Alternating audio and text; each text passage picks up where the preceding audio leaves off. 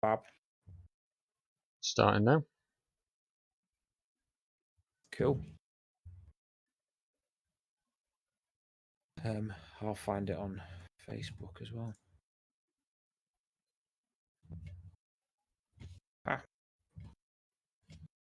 Right. Okay.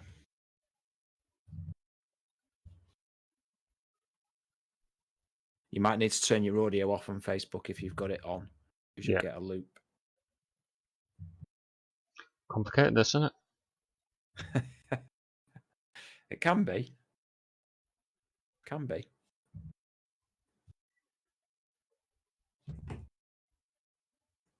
Yeah. 2 people in. Yeah, there's people filtering in, which is nice. And for anyone watching this on YouTube afterwards, I apologise, but we're just waiting for people to join the live stream on Facebook. Because I had a work colleague complain about it. Colleague complain about what? There wasn't anything happening to begin with. Oh. Yeah, probably edit that a little bit. Just cut it out. Just cut it out for YouTube. Evening all. Hello. Dolph. Dolph's always there. Dolph's always there. A stalwart. Mm-hmm. Stalwart. Whatever the word is technically.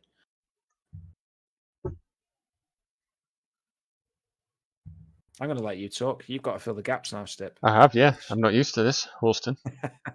Right.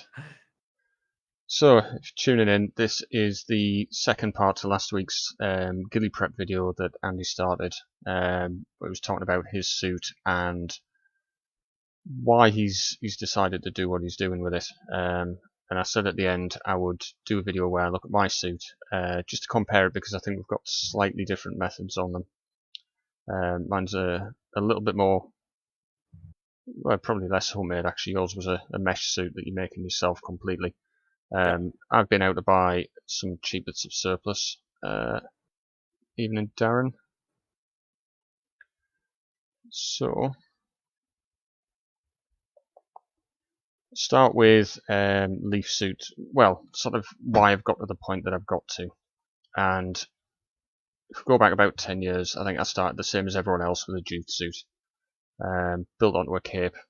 And it was okay. It was a step up from BDUs, I guess, but it wasn't ideal to play in, because where I play is a lot of bushes, a lot of undergrowth to crawl through, and it just kept getting stuck on everything. And then we had the leaf suit revolution a few years back, from hunting, from sniper ops, and I ended up getting an MFH leaf suit for that. Got caught up in what everyone else was doing, where we're making leaves, we were adding plastic vegetation and things, and it was good. And we've done sniper ops and we've done sniper works events, myself and Andy together, with leaf suits, and they were decent, but I think after a lot of use I started to look at it and it started falling apart because it was just a cheap mesh, and I just wanted something better than what we had. I think staying in the sniper ops group, things started to just tail off, and it was like, this is it, this is our little bubble. You will have a leaf suit, you will add leaves on, you will add plastic vegetation or whatever anyone else was making. And that was it. It stopped. And I think from leaving sniper ops and going elsewhere, we've started to have a look at different techniques, different methods for building. And for anyone who follows the channel, follows the live shows, the Covert's been a huge influence and a revelation with his approach to things. We have a look at, I'll bring a picture up here. This is one of my earlier leaf suits. I think it's actually my most recent leaf suit, but an earlier form of. And this is at my local site, Dirty Dog. And one of the biggest issues I have with the leaf suits is the outline of the leaf suit. Because they come in a very sort of micro pattern, very dark brown colours, and from a distance you do lose that detail. Andy, did you use a Jack Pike for yours? No, I've never used a Jack Pike. You used a Jack Pike fabric? So I've got a Jack Pike veil, and then the fabric that I've got is it was a leaf hide that I found, and it was massive, 3.5 by 2 or something. So I just cut that up and made my own suit out of it. But, similar idea to what you see there with the MFH. So, in fact, I want to say that the fabric is exactly the same pattern as MFH. The base fabric is different, but the leaf pattern printed onto the leaves, as it were, is the same as MFH. Not MFH, North Mountain Gear. Yes, that was the one. But yeah, looking at this picture here, the problem with the really micro patterns that we get on leaf suits is they're great for when you're taking close-up photos, you put on Facebook, you put on Instagram, and they look really good for sort of 1-2 meter distance. Blends in with the ground, looks great, but when you start getting further away, and this was just a photo one the Marshall shot that I had to crop and look at, the dark browns, you lose any kind of pattern to it. You don't get the breakup that it should be offering. Alright, it's got a 3D shape over the top, but the base itself doesn't have that, and the leaf suit I've got, the MFH one, it's a very fine mesh, and the mesh doesn't take spray paint very well. It doesn't take any kind of colouring very well. So I was kind of stuck with it for a while. And then I think it was about 3 or 4 years ago we discovered Licovert and building directly onto BDUs. Yeah. Which is, it's better for the colouring, but I think it's a better base all round because it's more robust. So that's something I was wanting to talk about in terms of, because we looked at Moscow, I think it was your analogy from last week, Andy. Yeah. Which was must, should, could, and won't. Spot on. Well done. So I remember Project Management 101. No. Well, this is managing this project, perhaps. So what I want from my suit is more usability than a leaf suit. Leaf suit drops apart. It doesn't really have any great features to it at all. So I've gone out and I've got this. Some of you have probably seen this on the blog. It was something I started at the start of COVID, but it's sort of tailed off a little bit since. This is Desert DPM windproof smock and the windproof pants. And if you can find them, I think there's mainly small sizes left, but they are quite cheap. I think I got the top and the bottoms for less than £20, which Where'd is they a come bargain. from? eBay. I did go to the local surplus shop and they did have the pants in, but they wanted £70 for them. Because it's rare now. It's rare camouflage. I've picked this one because I wanted a lighter suit colour to go with the terrain that I play in. But if you wanted different colours, you can get the DPM stuff still for quite cheap. But the Desert DPM, because it's now collectibles, a little bit out. Obviously, it is a desert camouflage. It is a little bit too bright. So I did try to dye it with fabric dye, which didn't take at all because it's a polyester sort of material. So it's windproof and weatherproof. So I ended up using acrylic ink, which I've used on quite a few builds. What's wrong with acrylic ink? I hate this stuff. Why? It took a few little spray bottles, but I got there eventually. Desert DPM for a suit I'm building. I don't play in the summer as a sniper much. I find it's too overgrown, it's too green, everything's closed in. You can't see, you haven't got lines of sight to shoot, you can't see people creeping up on you, you can't see where you're going a lot of the time. And just disturbing all that vegetation gives you position away. So the suit I'm making is for autumn, winter and spring. I've got loads of photos on my PC of the environment I play in through different times of the year. I've collected it for about 10 years now. And what I started to notice was even in winter versus late spring, there's a lot of common elements. Like you'll always get the soil at the bottom, you always get sticks and stones on the floor, you always get grass. So although the seasons change, it doesn't change that much. So I figure I can put a suit together that will work a lot of the year round, although I can add bits on if need be. So it'll be a brown base, largely brown base. And I was rather inspired when we were doing Sniper Works by my friend Bubba, if he's on. And this is his Webtex cape. that we worked on just before the event. I think it's still a work in progress, but it was quite basic in terms of decoration. You can see there's used bits of camouflage netting and I think a cut up DPM shirt to create the 3D. There's not a lot of camouflage on, but I'll put a couple of pictures on here of when we tested it out in the woods. It is quite effective, even though it doesn't look great up close, where we would normally see people taking Instagram photos or Facebook profile pictures. It does work from a distance, and we will be operating from a distance of about 20 meters, ideally, for your MED. That's... Go on. No, I was just going to say that for me, that's the ideal place to start your camouflage work from, and that's certainly where I'll be working. I'll start and I'll work out. I will work backwards to, 1 meter, 2 meters, that kind of stuff. But ultimately, if you are under, you should never be within your MED. There are obviously reasons when that is going to happen. But, when you deliberately lie on a path to try and get good video footage of people walking over the top of you, you will. But if you're playing properly, you should be further back. You should be outside your MED, not in it. This was... Go on. Sorry. No, go on, it's right.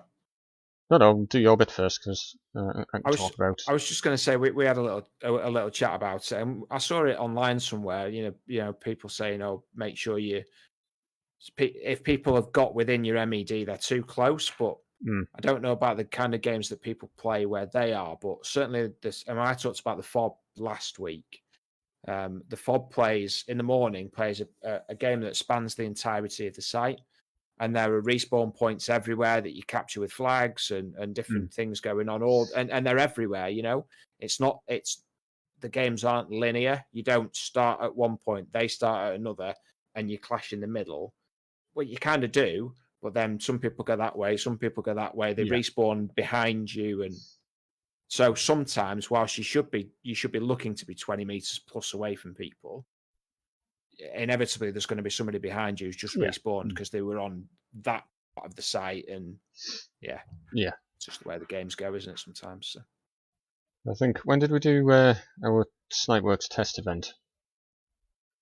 2016, 2017. End of 2016? No, 2018 or 19. Was it? No, we've lost a couple of years with COVID. It was a little bit further back, I think. But I do remember rocking up. We had leaf suits out, and we split up into pairs. And I was paired up with Bubba watching him. I think he just had flecked-on trousers on that day, and he had this cape on. And I was watching it. It was surprisingly effective. Despite not having all the realistic leaves and plants and that attached to it. And I remember coming back from that event and making a whole heap of notes about basically why I didn't like my leaf suit, what it wasn't doing, and what I wanted to improve on. Talk about like flimsy sort of build quality on the leaf suits. That was part of the reason for going with BDUs, going for the smock and trousers. But there's other little bits that I want to do there. I want to add veg loops on, which isn't easy to do on the thin mesh on the leaf suit. I know we have KMCS suits and things which are a thicker fabric, but they've still got the same problems with the camouflage pattern. If I bring up the suit again.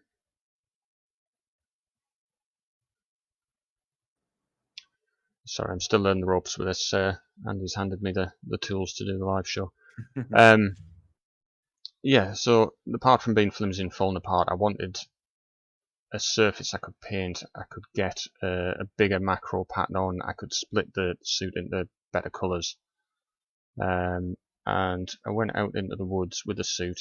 After I darkened it a little bit with acrylic ink, but it didn't really work.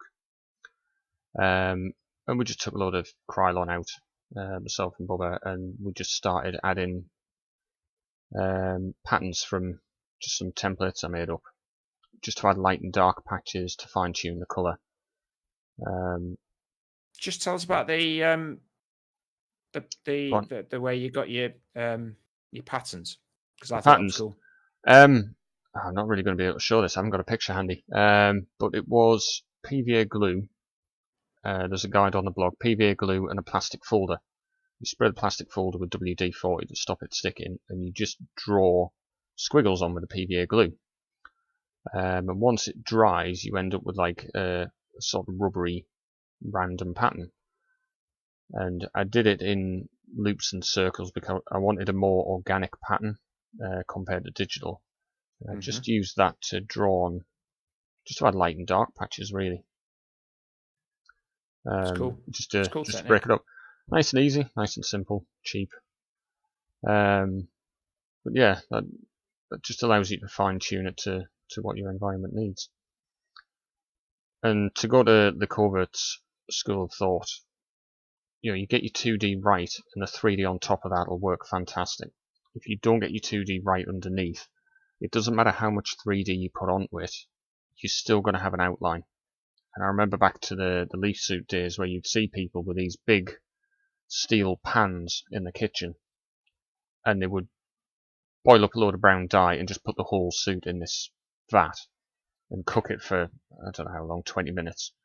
And the problem was, when you took the suit out of the pot, it was just pure dark brown silhouette. Alright, it had 3D shapes on it. But then when you put your leaves over the top, your lighter coloured ones, you add your greens and things, you're still going to get that outline around the edge. You're going to be able to see that human shape. So the idea with the BDUs is you can spray paint that, you can break that up before you even start on the 3D. The suit can change as much as you need it to. Forget where I was going now. Yeah, yeah, and not enough beer, or possibly too much. I'm gonna go with not enough. Yeah. So yeah, the smock and pants choice. I'm going to make a few modifications to it because a lot of people say that the smock's quite hot to play in. Although to be honest, I play Airsoft all year round, including the summer wearing BDUs anyway, so I don't see it being any hotter or heavier than that. With a 2D, I'm going to try and add a very light 3D cover on, so it's not over the top. So hopefully the 2D pattern will work through that. And then I'm going to use halo screen, I'm going to use cotton leaves, and I'm going to try and use very generic shapes rather than anything that's too specific to an area. I think that's a problem when you start using things like ivy and maple leaves and things like that. They become very specific shapes to a very specific environment. So I'm hoping for sort of more versatility by using just sort of generic halo screen shapes. Silly Ghillie, really tried the BDU thing, played 5 games with it, but I just couldn't handle the heat. It'll depend when you're playing with it. Smock I've got. I'll just pop the camera back on. I've got one here. This is my DPM version, just one of the SAS smocks. It's not padded. There's no insulation on that. It's like just one of the stiff BDU shirts, really. I don't find them particularly hot. With a base layer on underneath, and I imagine you're probably going to end up poking about 500 holes through it for zip ties anyway for ventilation. But I remember... yeah? Sorry, go on. No, you were in a train of thought then, sorry. Don't ruin it while I've got it. Mesh. I've seen videos from Rippercon. It was a YouTuber about 10 years ago. And he's done a couple where he's cut shapes out of the back, like squares out of the back of his shirt, and then put mesh on it to give ventilation right the way through. What were you going to say there? I'm just reading some of the comments on the live. Yeah, I was just going to answer Ed's comment about 2D patterns and not being a big enough market.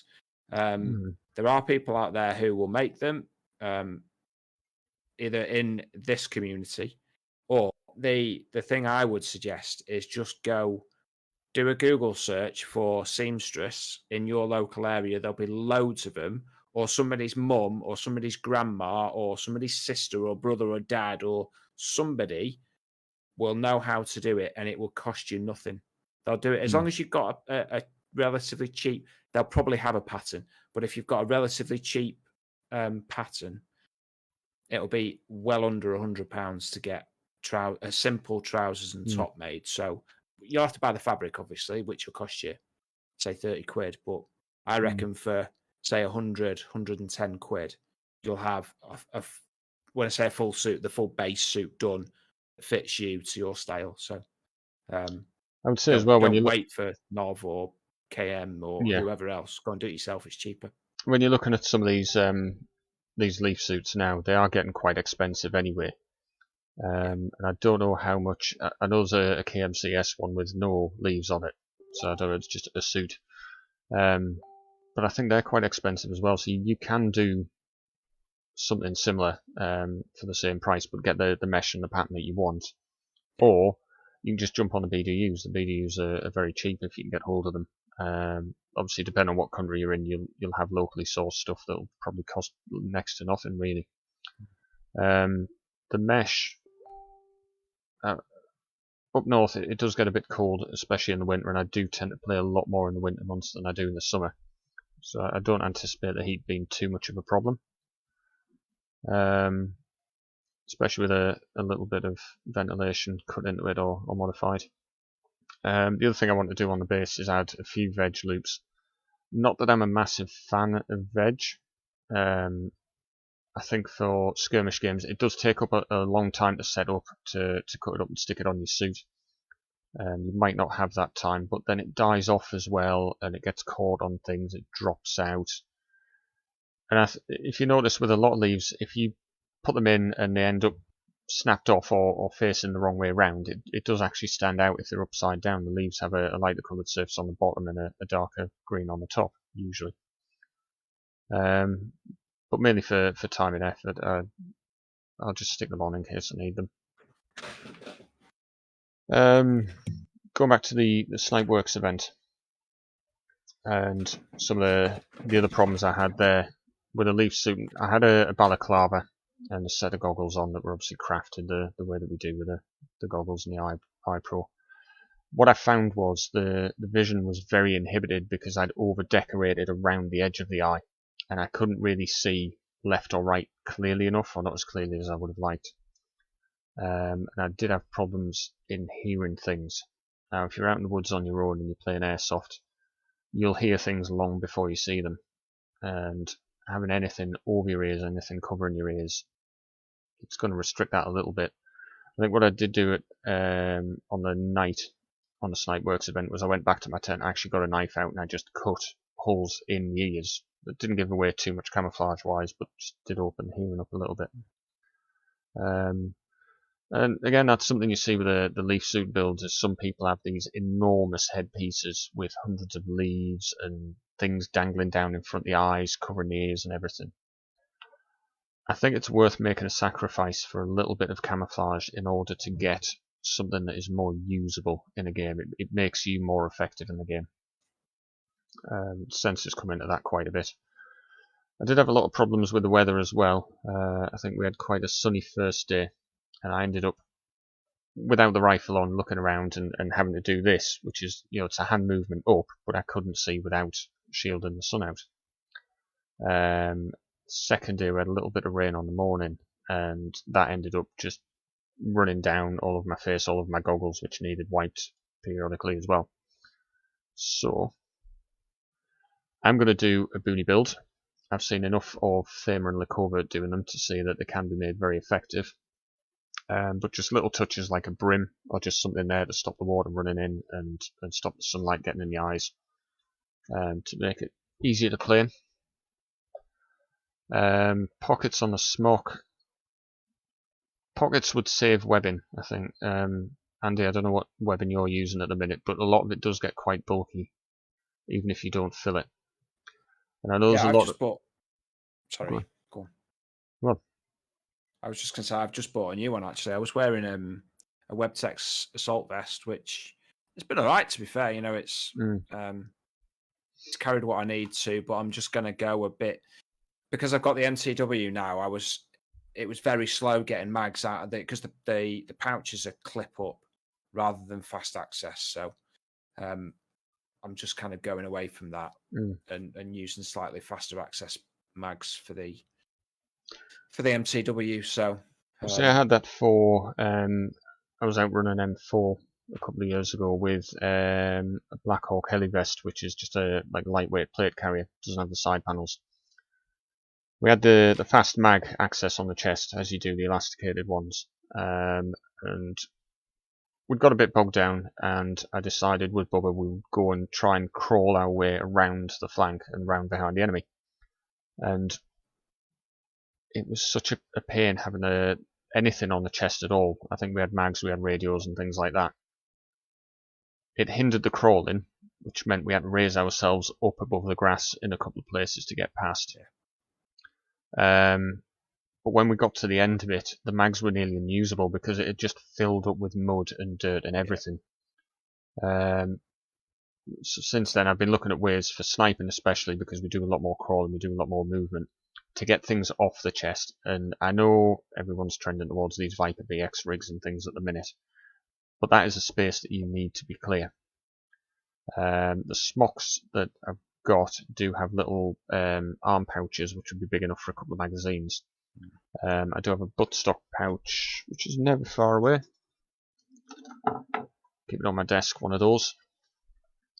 Pop that on, put the right way around, and I can fit mags just in the top of there. Can't see where my camera is. There we go. So that would give me probably 3 or 4 mags in a hurry without having to carry anything on the chest or on the front. Yeah. I think that's probably what I'm going to end up with. For MTW, it's going to be a chest rig. But if it's going to be VSR, it'll be a pouch like you've got there, a belt, and then, because I've got the MK23, it's going to be mag. I'm going to need separate mag pouches for the MK23 mags for the reason you just talked about, to keep them clean and clear. I tend to be more prone and more crawly with my VSR than I do with the MTW. It's just a slightly different style of play. So, but the MTW, because of the magazine, the pistol grip, it does raise the gun off the ground a little bit, so you've got to bring your head up anyway. I just don't tend to get on my belly flat. Yeah, I'm more knelt or sat. So it's not quite as often that I'm lay in the mud. I do sometimes, but. So I had a comment there from Dolph about the BDU and the result after painting. You can use anything that works in your local area, and you can tune it. That was what I wanted for the winter months, because where I am is a lot of dead grass, lighter colours, dead leaves and things. But also I thought having a lighter base colour would be easier to darken than it is to get a darker BDU like the DPM behind me here and make that lighter. But it was just what was available, and you can pick up, depending on what country you're in. Your local camouflage is normally quite well suited to the environment, and I could have used multicam or MTP, but I just couldn't bring myself to use anything that looked like multicam at the time. You said I can't use a lot. You can't see a lot of the old 2D camo. Yeah, after I've painted it, a lot of that detail's gone, but it was a nice sort of canvas that I could build on without having any dark spots that would be quite difficult to cover over. And a comment from Daniel there. The only issue we had with the boonie is the shadow that's cast on the face.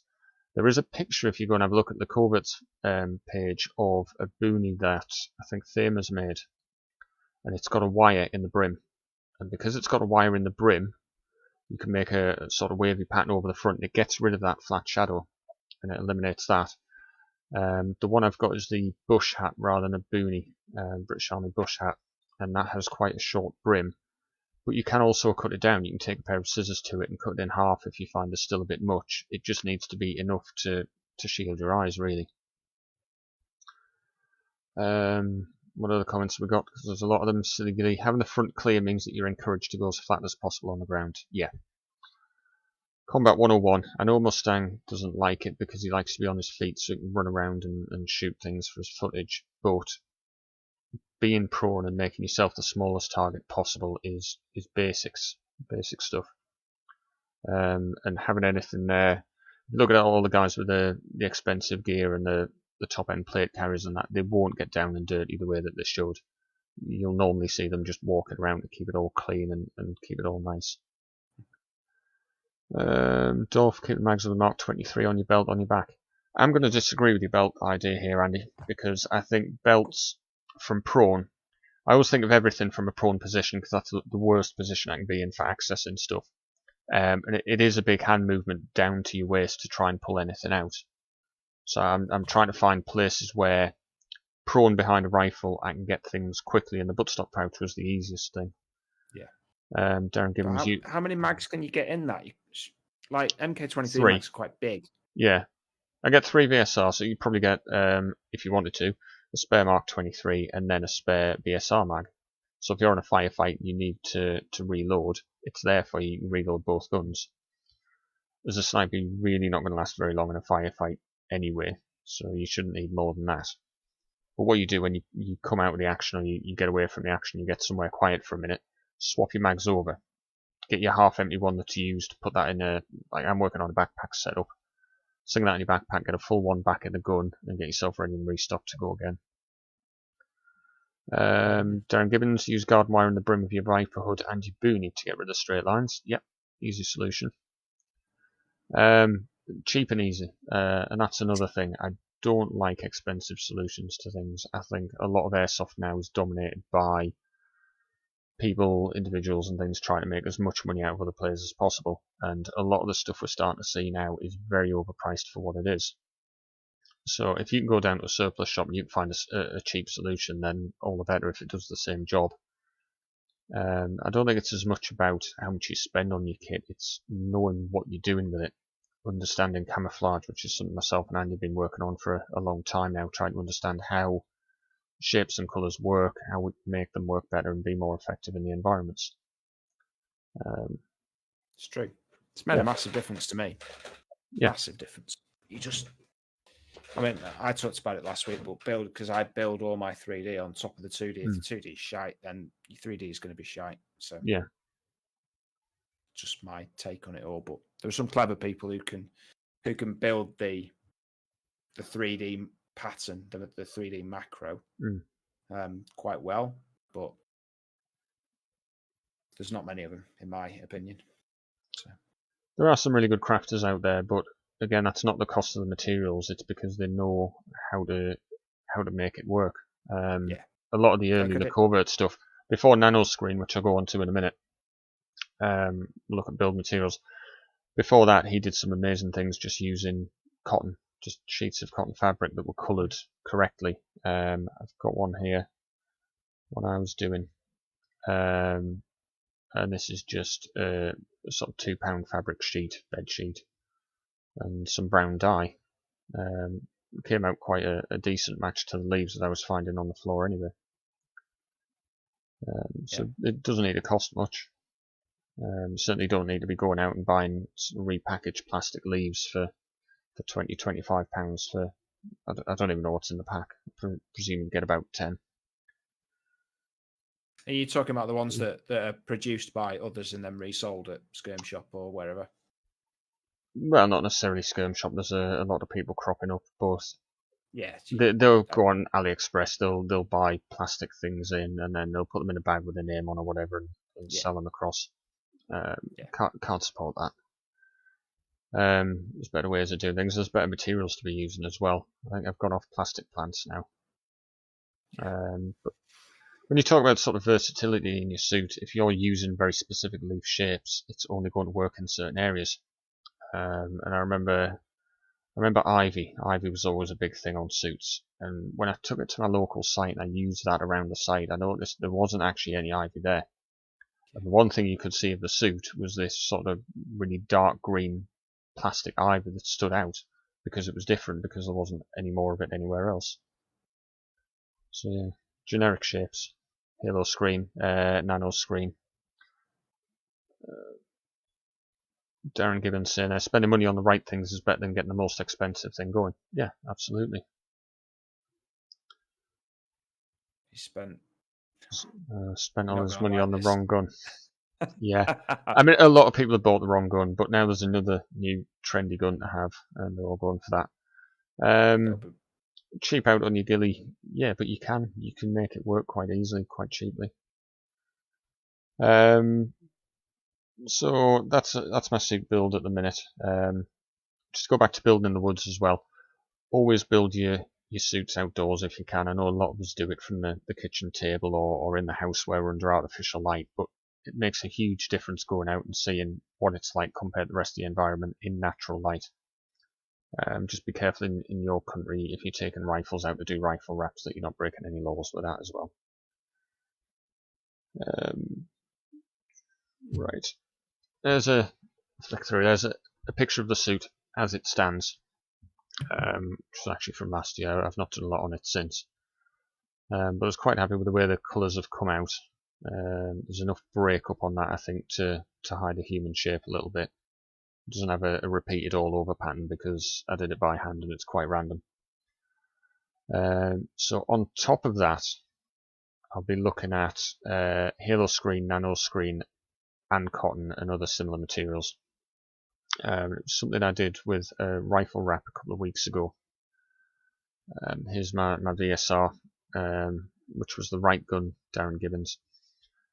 A quick wrap I made, some mesh that Andy sent out, which was the Chinese mesh digital that we had on last week. And I made a little rifle wrap out of it just to test it out and to test the nano screen out. And for it looking like just brown fabric, it works extremely well when you go out into the woods with it. Obviously I didn't take the gun here because that's illegal. But I just took the wrap out, went for a walk around the woods, tried it in a few places, and if you take a step back from a couple of meters, it vanishes, it's gone. It's doing its job. Catulated Dolph. Just look at some of the comments while we're having a look at this.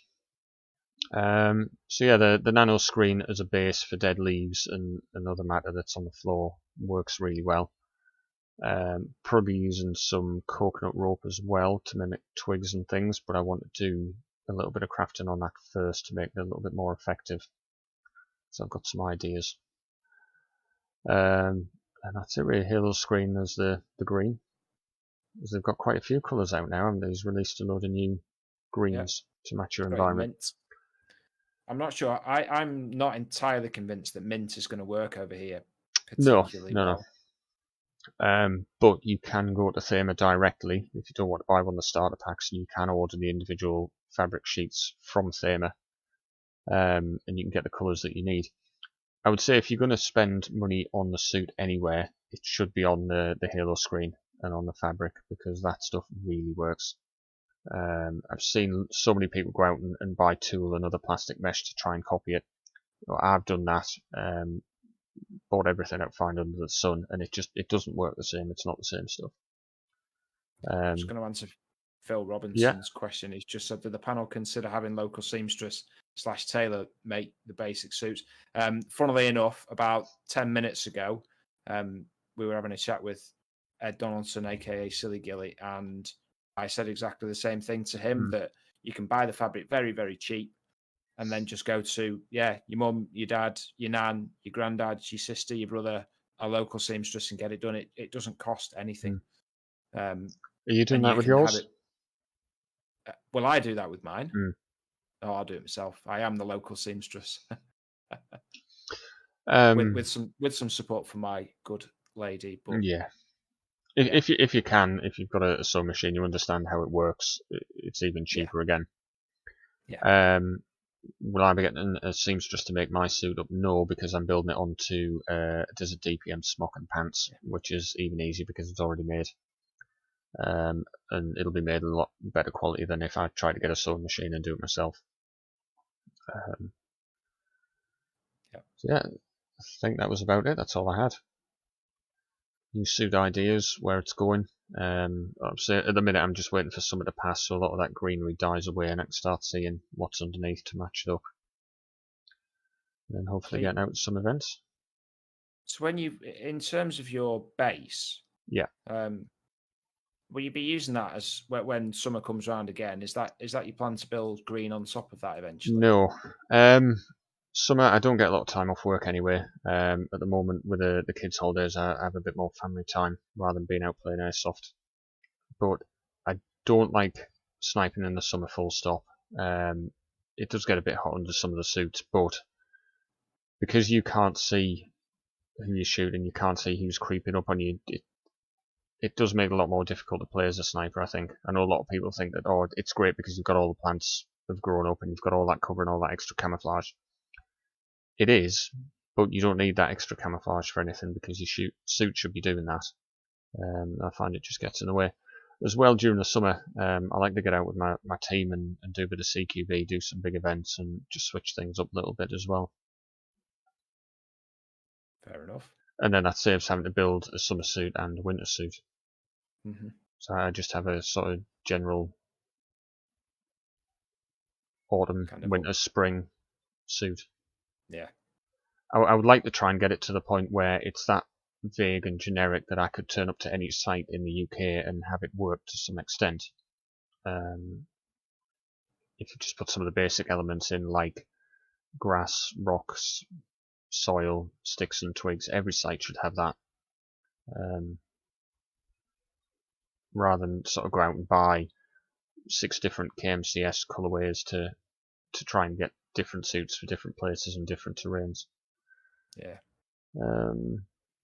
KMCS 2.0, £150 now is possible to modify and create a macro pattern if you use acrylic ink. Yeah, but £150 to £20. I'd rather have some of the proper issued stuff, to be honest. And I think I would so I won't go BDU. I've tried it; it's too hot for me. I'm on the same. I'm on the same page as Silly Ghillie here, but I think for £150 you can have everything. You can have a base suit built as you want it, out of the fabric that you want it from, and then you can buy a load of like a Halo starter kit. I want to say it's $49.99 off the top of my head. In fact, let's I'll skirm shop it now. To be honest, I think if I was going to get a KMCS, I would end up probably cutting most of the leaves off anyway. Because another problem with these leaf suits being manufactured the way that they are is that although you've got strips of leaves, and I know they've worked really hard to get to avoid the straight lines that you have with some of the cheaper suits, every single one of those leaves is the same size, shape. It doesn't really add a lot of great 3D for me. As well as it being a bit lightweight and it blows around in the wind. Because it's all uniform, I don't think it's as effective as it can be, but I don't think you can make a leaf suit to be more effective for what we want it for. And you think originally leaf suits were designed for hunting animals. They're designed for static positions and static shooters. They're not designed to go through what we put them through. I imagine there would be a difference between what an animal sees and what a human sees as well. We're probably more adept at picking out recognisable patterns than leaves. Not saying it's a bad product, all the leaf suits, they've been great. It's been a breath of fresh air into airsoft sniping, but it'll only take you so far, and I think myself and Andy both got the point where we're looking for that next step. How do we improve on that? How do we make it better? Yeah. I mean, we talked about this last week, didn't we, a bit, and just kind of said that there's been there was the progression from kind of jute, Hessian to the leaf suit as we know it now. And I think that was a step. Well, for me, it was a step up because jute and Hessian, it was hot. If it got wet, it weighed 1,000 million pounds. It was. It looked like a big bag of string, but at the time that was acceptable. That's what we all had. Leaf suits was a big leap forward because that's where people started really customizing their camouflage to the environment. Hutchie there asking thoughts on the Phantom Leaf stuff. I did get a good go and a good look at some Phantom Leaf.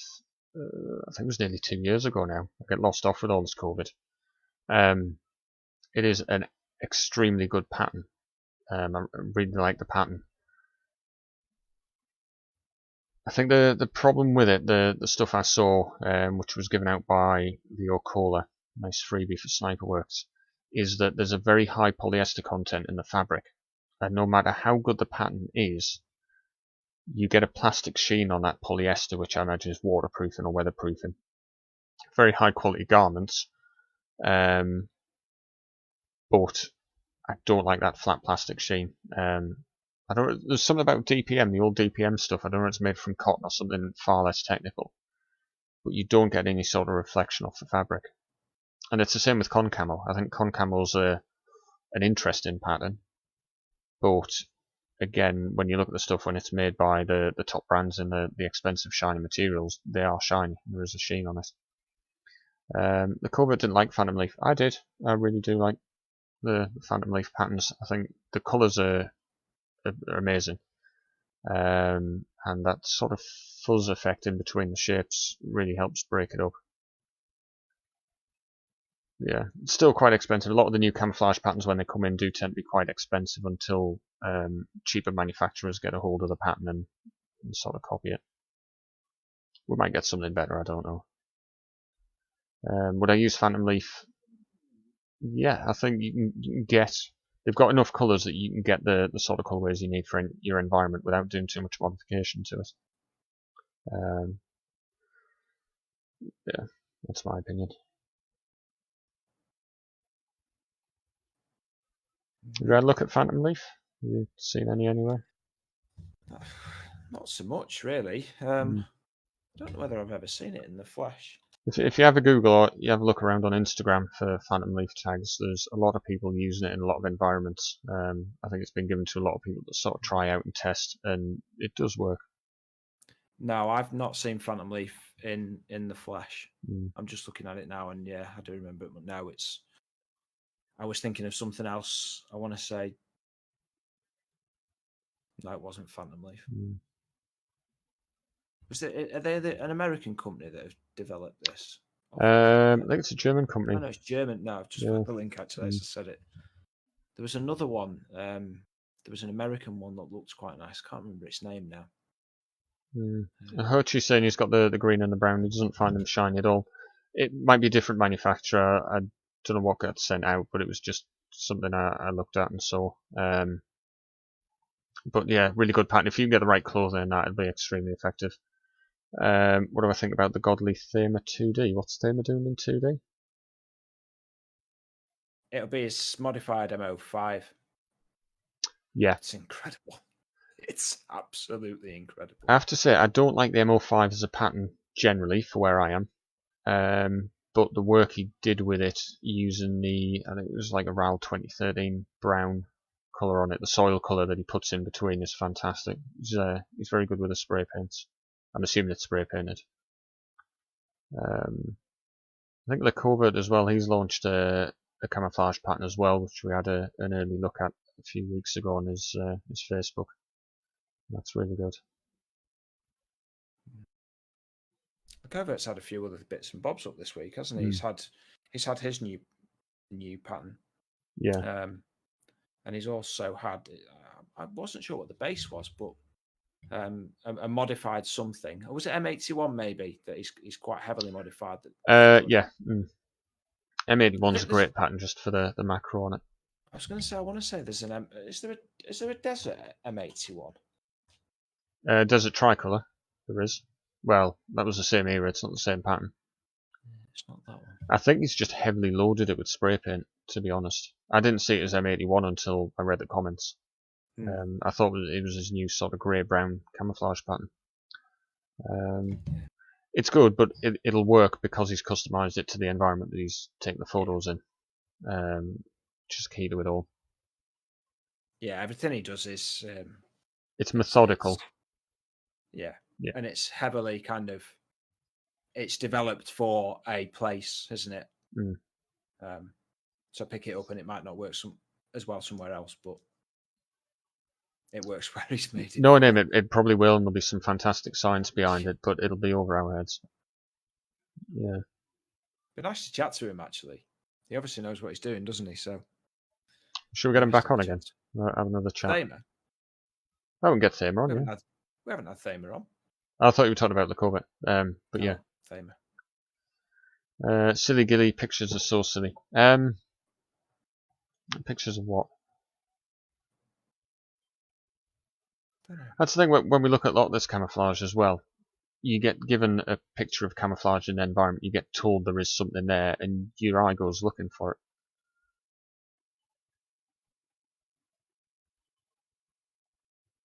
Do you follow YouTube channels on camouflage and the patterns detailed in depth? Some of it. I don't tend to watch a lot of YouTube. I do have a lot of interesting documents from years gone by about developing camouflage patterns and things. Yeah, it is interesting.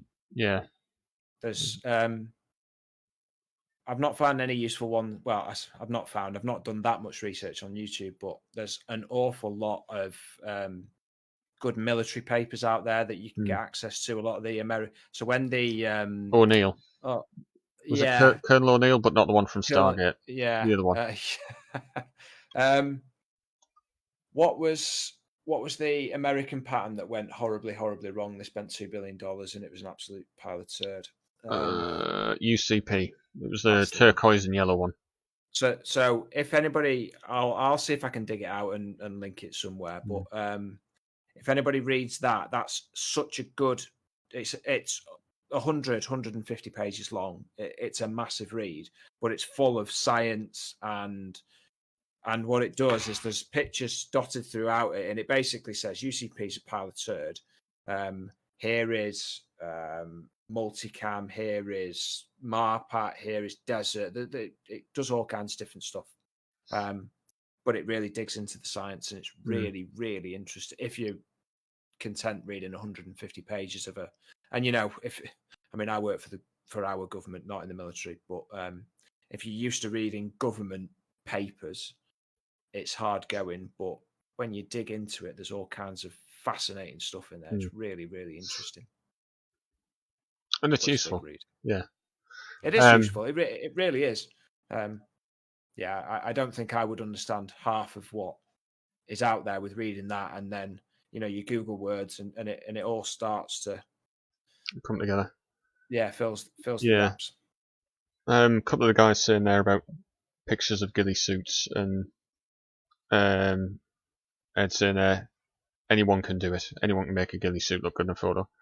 Yeah, there's a lot of them. Disappointingly, you do get a lot of airsoft players who post pictures up on heavily filtered pictures and ghillie suits and things. They'll sort of edit it a bit and make it look a bit better. Something I wanted to go back to actually in terms of adding a camouflage, and I'll go back to bring Bubba's cape back up. There's a huge difference between having a photo of a ghillie suit at a couple of meters that's staged for a photo or a photo shoot or promoting a product or whatever. It doesn't take much to camouflage at 10 meters as long as you're using the right methods and you're using the right colors and shapes for the environment. Just see if I can show the one on the floor again. I forget what I was going to say now. Writer's block. I should have written all this down before I'd started drinking, to be honest. Yeah, a lot of the pictures now they're modified. Taking pictures of your ghillie suit looking amazing is unrealistic, says Ghillie, because if you move the suit 2 meters to the right, it would look bad, but in game you might need to go there. Yeah. So one of the things I want to try and do with this is trying to keep it as generic and as adaptable as possible. Alright, I'm going to end up sacrificing some of the detail on the camouflage. Some of the... I can't think. Yeah, I'm gone. I'm just gonna go on to Cecilia Ghillie's point there. Yeah. He talks about places suits look good. And I saw a picture today whilst I was having my lunch, and there was a guy in a KMCS brown, and he was stood up, positive space next to a tree. Yeah. And it wasn't bad actually, but you just have kind of when he was stood next to the tree, it wasn't terrible in his vague defense.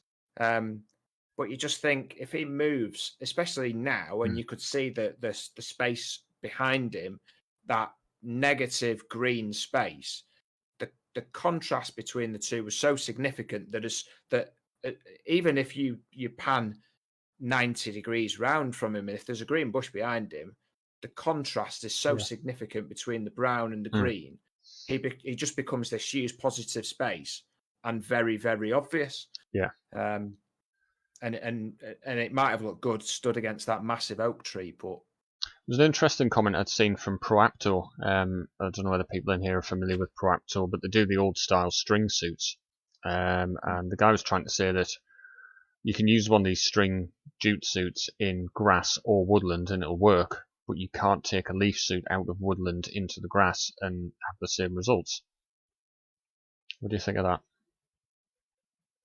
I'm inclined to agree with him to a certain degree. I've seen some look covert pictures, and there's a chap called an Italian lad, and I've forgotten his Dan Fuzzi. No. Yeah. Or it's Danny. Yeah. Anyway. Dan. And he seems to have got some good grass work on multicam base actually. But I'm half inclined to agree that I think those kind of if you play in grass, then I'm inclined to agree. But I think for 95% of the airsoft fields in the UK, it's woodland or CQB. I looked at some of his pictures. I try not to. I hate string suits, but I did think that perhaps if you had a suit that didn't have it was very vague sort of texture and pattern. It wasn't anything specific. It was just a pile of string, a coloured pile of string. Is there something in it that, you know, if you're using sort of generic shapes, you can probably drop them into more environments than what you can do specific shapes? To use an extreme example, if you covered yourself in pine tree branches and fronds and things and went out into deciduous woodland, oak woodland, you're not going to be able to fit in anywhere because you've got something that's too specific to a different environment. Whereas a bag of string looks like a bag of string anywhere. Yeah, I mean, for me, I mean they do dress their suits very well, and you know, in their pictures it does work well, and they've got military contracts. That's obvious. So there are. I think the military contracts with the jute suits though. Yeah. You're talking operating from about a mile away. You've got a completely different set of demands. I think that's something we missed in the early days of airsoft, is that we're a lot closer up. That's where leaf suits certainly did help. Yeah, I completely agree. I almost think that they're kind of flogging a dead horse. That they're whoever does their marketing is going after the wrong audience. We're just not their audience. Yeah, it's a decent suit. They'll probably sell some. It's a decent suit, but it's not something that we would use in airsoft. It's probably a real steel manufacturer looking for an extra market. Yeah. Yeah, it's just I you know, they obviously do a lot of work. I mean, if you look at their website, they're a reasonably big company. They've got a lot of staff. So they must be turning over $1 million or $2 million a year to be able to keep that many staff on board, because their staffing costs must be, let's assume they're on €30,000 each. Pictures they do under night vision, the night vision costs will probably be quite a bit as well.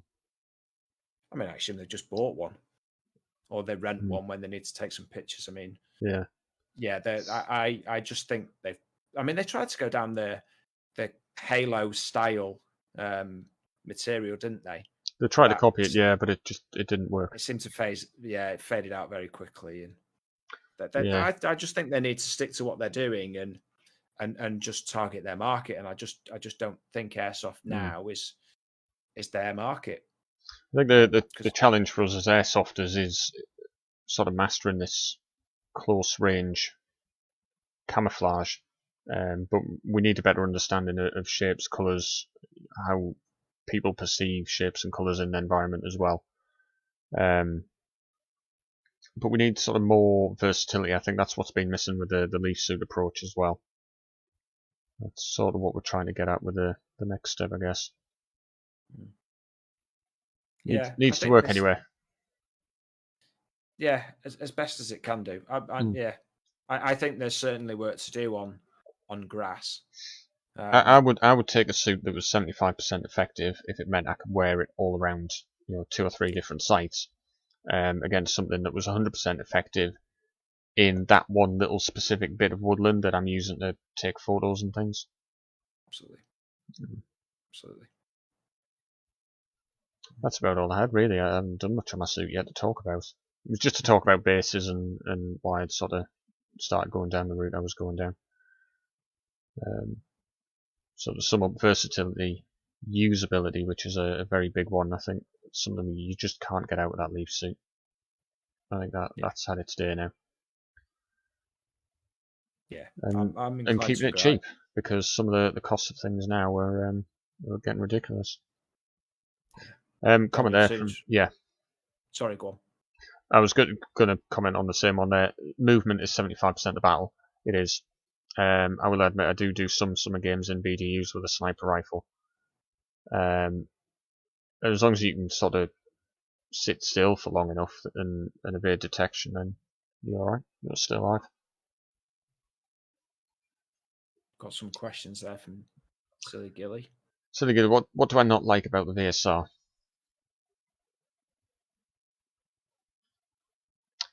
Any other questions? I tell you what, the VSR is not actually my favourite airsoft rifle. The M24 is, but I don't own an M24, so that's why I stick it out with the VSR.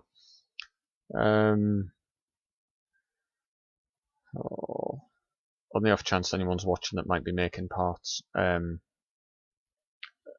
extended magazine catch or a better magazine catch would be an absolute godsend. I think one of the L96 style ones would be fantastic, but I don't know whether anyone will pick that up and pass that on.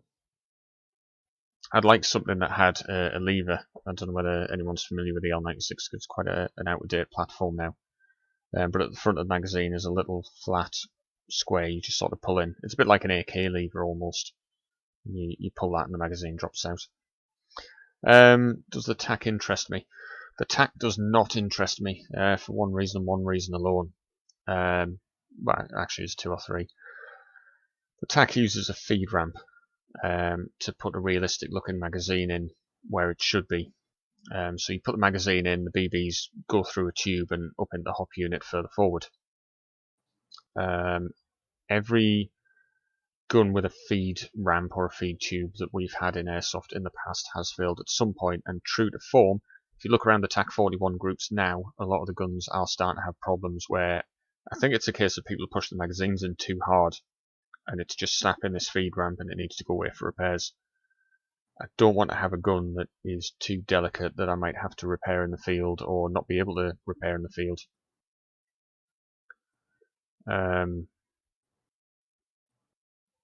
The other problem with the TAC, and I've not seen anything of it yet, but it's a double stacked magazine. And I had one on an L96 a lot of years ago. So rather than have just a single row of BBs that comes up and out the magazine, they're sort of stacked on top of each other like that, and they pop up one at a time as it goes up the magazine. And I don't know what or why or how, but when I had my L96, the double stack magazine would always have a BB slightly off center every other shot. I'm just a bit wary about that. Modern VSR magazines. Tell you what, I haven't seen Richard Galloway in here yet. I'm hoping I've got the right magazine here. Yes. Alright, so I don't know if you can see that, guys. That is about all the mod on a magazine that you need. I like that because you can just grip it and pull it out. I think it's designed with a slope at the front to act as a bit of a hand rest as well, which is handy. But if you do struggle with getting VSR mags out, that's the solution. If you go to On Target Airsoft Rifles, Otar shop, I'll put a link in for that at the end. The only problem with the VSR is just the button. I hate the button. It's not big enough, especially with gloves on, when it's covered in mud and it's wet. And it just doesn't work to begin with. But apart from that, I love the VSR. What do you hear about the VSR, Andy? Yep, good answer. Not a great deal, to be honest. Not a great deal. You know what? It just works. It's old, but it works. It'd be nice if somebody would... So I'm going to say the hop unit, and I'm going to caveat it. Oh, sorry, that's bongling. It would be nice if somebody would make a VSR that came with a pre-applied TDC and all the hop unit was good, because certainly on the cheaper ones, the actual hop unit itself is made out of a very cheap kind of pot metal. So the thread strip. So, but I don't want, I don't like the AA ones particularly. So I have to say the AA was decent, but again, you play enough and you get to the point where decent isn't good enough. You want better. Yeah. I've switched out to the Gunsmithy TDC, and I think that's a fantastic upgrade. I love that. I don't have one of them, but that will one day when the block itself goes, I will be upgrading to Smithies, because there's lots of people that have got them and said that they're dog's bollocks, and I know Smith, having talked to Smithy, he's put a lot of time and effort into those products. You know, he's prototypes everything with his 3D printer and that, and I know his associations with the former CNCers have fallen through, but I'm sure he'll get back on with somebody and we'll see them again, which will be fantastic, because he makes a decent product, doesn't he, the lad? So just to talk about VSRs and TAC 41s while we're here. The VSR for me just works. It always has worked. It's nice and simple. It's very effective. And there's always new products coming out. People have got to jump on the bandwagon. They've got to have the pre-order. They've got to have the latest going on the market. Just because something's new and it's quite expensive doesn't mean it's going to be good. You know, it's always worth waiting, testing things out, seeing how other people are getting on with them. If I had the money, I might have just sort of plunged for a TAC 41 just out of curiosity, but already within a few weeks you're starting to see problems with it. And I just want something simple that I can take out in the field. You know, I do some bigger events that are multi-day events, and you just need something that will keep working in all conditions. Not going to complain about it. It's just going to go. It's probably the same with kit and equipment as well. You know, we're talking about just effective ghillie suits and effective kit, surplus kit. Yeah. Rather than any of the designer labels. I think Nov has done absolute wonders for the VSR, and I'm going to caveat that just as I caveated my thing before, in that I'm reasonably confident that a decent chunk of people, just as Daniel Toon's just got an SSG, so I'm reasonably confident that a lot of people who use the VSR platform are confident in teching the VSR platform, but for me there is no coincidence that the parts market for the VSR since the SSG-10 has launched, or Novrich also used to use a VSR-10. For me, there is no coincidence that the market for VSR-10 parts is massive, but you look at any other platform that you don't have nearly the choice. You have some choice, SRS, you've got some decent options, but what other platform out there is there that there are, I mean, it's a bit like the M4. Pistons? Like, if yours breaks and you need a replacement part, you can get it. I knew a guy who had a very nice L85 at one point, but when it broke, getting a part for it, couldn't replace it. You know, you have something that's cheap and easy to get bits for. Daniel Toon saying there that his receiver and hot block have stripped, but you get replacement parts and you can get them quite cheaply as well. Yeah, especially the stock parts, because they won't cost a lot. Sorry, Daniel, I said that you bought one and you haven't bought one. Well, I mean, Ed's saying like the TAC 41 will have improvements made on it. It will do in time, but the VSR has had those improvements made to it, and that's why it is as it is now. A good comment there, it's 600 grams heavier, the TAC 41 versus the VSR. If you're doing a multi-day event, you don't want any extra weight, you don't want a big heavy gun to lug around, and I don't get the attraction of the SRS, big clunky heavy thing. And people who skirmish will tell you it's heavy, and they're only out there for about half an hour to an hour at a time. So it all comes back to usability. Have you seen an HTI out in the wild yet? What's that? The big brother to the SRS. The next one up. I had a go of an SRS once. I fired one shot and I handed it straight back. So Lawrence Newman used to have and Graham's got an SRS, and I play with the two of them. And to be fair to the gun, if we used to have I'm going to say a range. We had a piece of grass that we used to shoot over at lunch, and they were very good, but wowzers were they heavy. So yeah, I've no issue with the platform per se. It's just lugging it around. I just couldn't be asked with. It's usability, and that's what we're sort of talking about with the camouflage and the ghillie systems that we're developing, we're working on. You need something that works for you, that allows you to be effective in a game. If it's going to hinder you, it doesn't matter how nice it looks or which YouTubers promote it or anything like that. It has to work. I love how we've gone from camouflage onto guns on this live show, but yeah, anyway. It's true. I mean, guns as well, you see all these people saying you've got to throw thousands of pounds at upgrades to get it to be any good. Before you handed the SRS back to him, did you look in the eye and lie about how good it was? No, I'm quite honest about things. I told him it was shit and I gave him it back. But guns and performance, you go chasing this 90-95 meter shot, you're only ever going to do that on a shooting range, and we've said on several live shows now, when you're in game, you don't need that range. It's not effective, it's not useful to you. So all the money that you're ploughing into upgrades, and to be fair, most of them aren't compatible with each other anyway. You want to get the top end of one brand for one part, you get the top end of another brand for another part. It rarely matches up properly. Yeah, on the target range, you might want to spend that money. You might look into putting as much in as you can. Probably the same way biathlon shooters do in the Olympics. But in a game, and I'm sure Andy will agree, you rarely hit and beyond 50, 60 meters anyway. Yeah.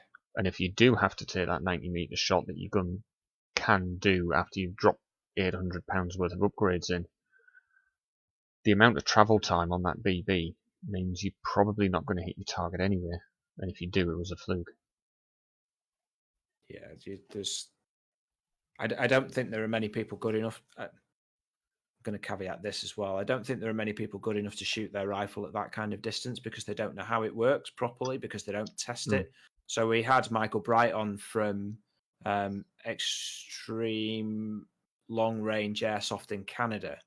That would and be a good live. They do range sessions, proper range sessions, not dissimilar, whether you like them or dislike them, to the Hunterian guys. They do proper range sessions. They know that if they fire a rifle and they've got a 5 meter crosswind and they're shooting at 65 meters, they know that BB is roughly going to move 2 mil, whatever the actual figure is, I don't know, but give or take airsoft accuracy. They know how their rifles work, and not many people know that. Not many people know that. So the Ghillie saying there's sites that allow 90 meter shots, and yeah, you might, but you're probably talking about 3 to 4 second BB travel time, and the average skirmisher really doesn't sit still for that long in order to land that shot. It can happen, but what we're saying is don't go ploughing loads of money and trying to make it happen. I mean, yeah, my site, if I wanted and if I physically could hit it, probably launch a 500 meter shot, but I'm not going to. It's not realistic. It's not feasible.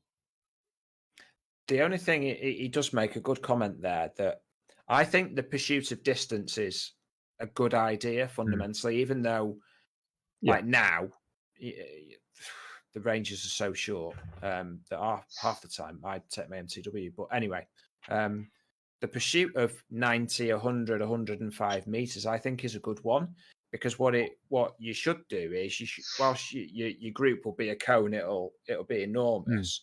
As you get further out, your accuracy and your ability to hit something at normal range, say 65 to, well, say 50 to 80, say, you should be a bit better in that distance, because you've sought the really long distance. So I agree with him on that point. It's consistency. That's the biggest thing, and getting a consistent grouping. Yeah, consistent flight path.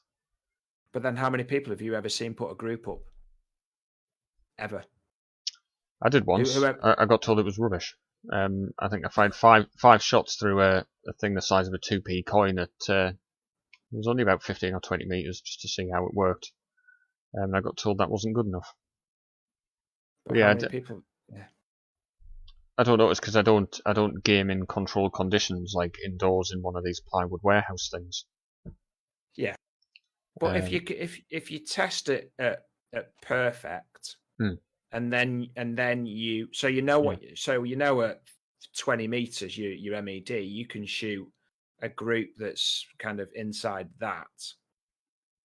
If you take that out and you apply it in field at 20 meters, and you've got a cross, it's back to the Hunterian guys stuff. They've got a range book. They know how their gun works at different distances and different wind speeds, whether it's behind, in front, across, left to right. They know what it's going to do. It's something we don't do a lot of in Airsoft, because I think in the UK scene especially, everything's focused on the game. It's game day. You just play games. There's none of the in-between stuff like range days or anything happens. And it might be interesting to get your friend Michael Bright on to talk about what he does on his range days, because that was quite interesting. The difference with them is that they have to pass some kind of course before they're allowed to use a bolt action. Yeah. Before they're allowed to use a bolt action at any FPS limit, as far as I can tell, they've got to go and do this course. That's brilliant. I think if you tried to, I think if you listen to him, and I've had a bit of a chat to him privately on Facebook, and I think the courses sound really good fun. I mean, it's probably a pain in the arse if for us who are just used to going and doing. But I think they'd be really good fun. They're run by some former military people, so they've got some idea of milling and that kind of stuff. And I think it's interesting. Some people will hate it, and I think turn up again, would they? But the best games that I've ever played or we've been involved in. So I remember that Sniper Ops game you had in the Midlands, our first one, and you come out of that. You haven't really played a skirmish day. You've not really sort of had the fun of doing that, but you come out of it having learned so much, and it was so worthwhile doing. Daniel Toon saying there's a lot to be said for knowing your rifle. I'll be honest, scope on my rifle set at a very slight cant, because I know I hold the rifle off to one side. So yeah, I can't shoot straight. There you go. I'll admit that here. Airsoft is tinkering. Games are just a jolly that add icing on the cake. I agree with that. Yeah, I enjoy the tinkering. I enjoy the stuff off the field as much as on it. That's it. And Darren said we can all go around his house because he's got land that he can shoot on. Sounds good. I'm there. Mm-hmm. Yeah. Going back to the camo though, which we were talking about, in terms of taking your stuff out, just go and find a piece of land. Yeah. Any random, so you're never more than a mile away from a piece of woodland, are you? That you can just go and have a wander through and chuck your kit down off the side of a path. I live in the city and I haven't even got a garden, to be honest. That's why I live in this sort of space here. But 10 minutes away, I found a load of woodland, which is where I'm doing all my camouflage testing and everything like that. It's great. So yeah, easy enough to do. Yeah. Obviously, people look at you a bit weird when you're out with sort of spray cans and doing your camouflage and testing things and photoing things. So I just went further away. The woodland is actually right next to the A1. It's a crappy bit of woodland that lines the motorways. But yeah. Quality. I don't know what else we've got to talk about while we're on. Anybody got any questions? Might as well. I've got half an hour before getting anywhere near the length of yours. What are we on now? An hour and 18.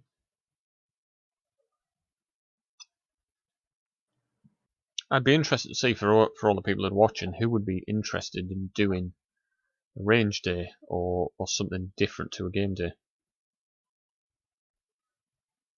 I have to wait for the comments now. I think there's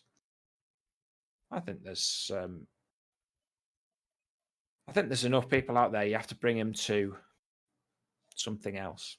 I think the bigger problem on social media now is finding the right people and pooling them all together. Because there are quite a few of us that think the same. Yeah, but that's doable. Sniper Ops, Sniper Works, and like we used to do a random random lunchtimes at the Kingdom on the range. Funnily enough, we used to do camouflage stuff, and we do range testing, and it was just you. I used to make a banner and just chuck it up on their website with the permission of the site owner, and we'd disappear at lunchtime. And there used to be 6 or 7 people just used to come and sit on the range, eat the lunch, and fire guns and have a chat. And the thing is, you've got to think of everything from the site's perspective. But if you've got guys that are coming in and paying the entry fee anyway, and if you can find a quiet part of the site where you want to do ghillie testing and things like that, they're still getting the money in. It's not affecting the games because you're not in the way of anything. Fine. I mean, well, you ran that Sniper Ops Midlands game while there was a skirmish going on. Yeah. We just played a separate set of rules, so yeah. Questions. We have questions. Go on. Wine. I have wine. Does wine tasting suit me? Yes, it does. The opinion on the importance of snipers at larger events. Done a few. It depends what sort of sniper you've got. Now, I've tried a few times at big urban weekend games, England v Scotland.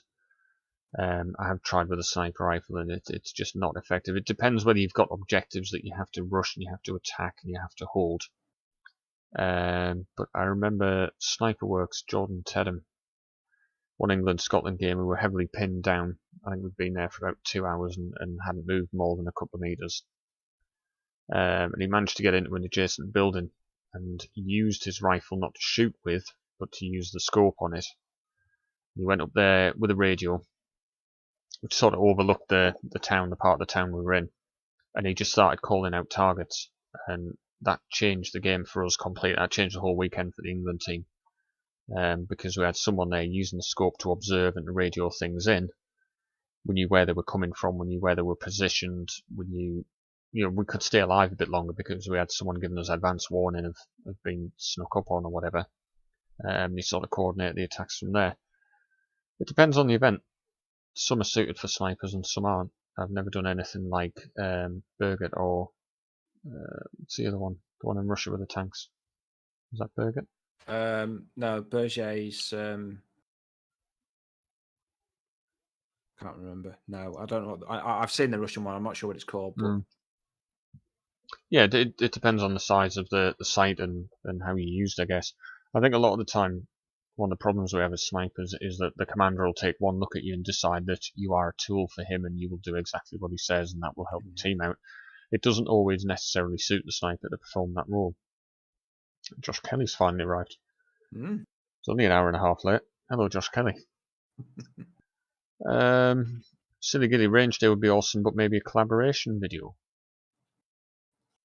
Collaboration on what? Do you want to sing a song? In the range day.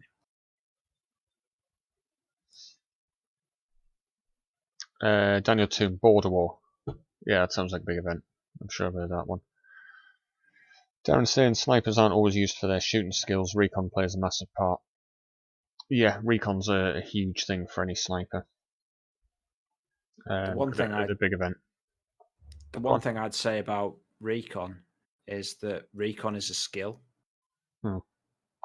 Intelligence gathering and dissemination is a skill, and it sounds easy, but it's not easy in practice. And unless you've got people who know what they're doing, or people are willing to take that information on board before they start and accept that they're not just going to go and shoot people.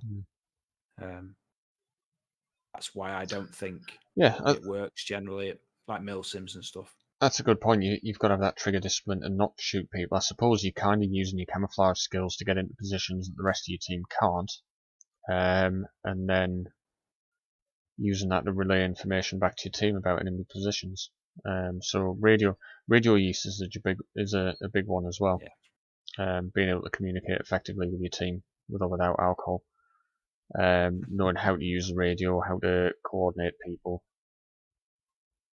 But again, it's having that, in terms of radios, it's about having that central person. So you need a middleman for your radio messages, basically, don't you? And unless you've got somebody trained to do that, it's... Yeah, and I've done events where we've been fortunate. We've had people who are qualified army radio operators who've taken on that role and done all the talking. We just sort of pass it in. On them.